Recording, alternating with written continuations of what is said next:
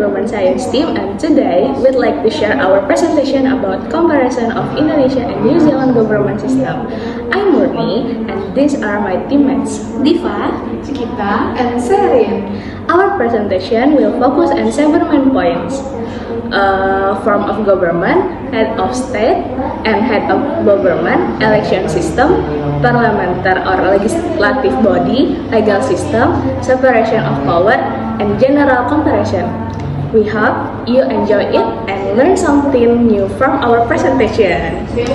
Form of government Indonesia is a republic with a presidential system, while New Zealand is a constitutional monarchy with a parliamentary system.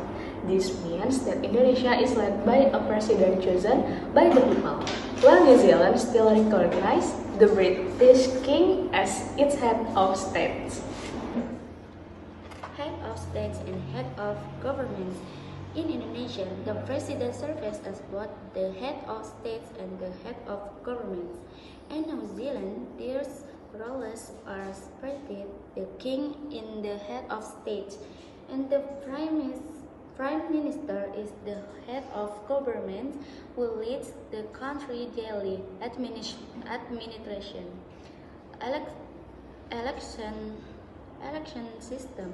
In Indonesia, people directly elect the president and vice president every 5 years. In New Zealand, citizens vote for members of Parliament, and the Parliament selects the Prime Minister. So, in Indonesia, the leaders is chosen directly, while in New Zealand, it is done through the Parliament. Parliament of legislative body.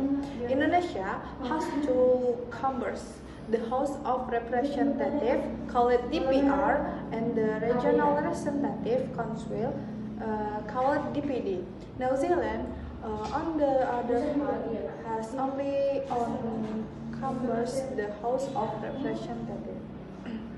This makes New Zealand's legislative system simpler than Indonesia.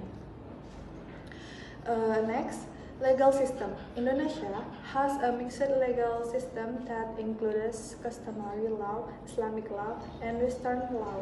Meanwhile, New Zealand follow the common law system, which comes for the British legal tradition. Separation of powers. Both countries have three branches of power: executive, legislative, and judicial. However, in Indonesia, these branches are separate and independent, while in New Zealand, the executive and legislative branches are connected because the Prime Minister comes from Parliament. General comparison. In conclusion, Indonesia is a democratic republic led by a president, while New Zealand is a constitutional monarchy led by a prime minister. Both systems aim to represent the people, but they use different ways to organize and lead their governments.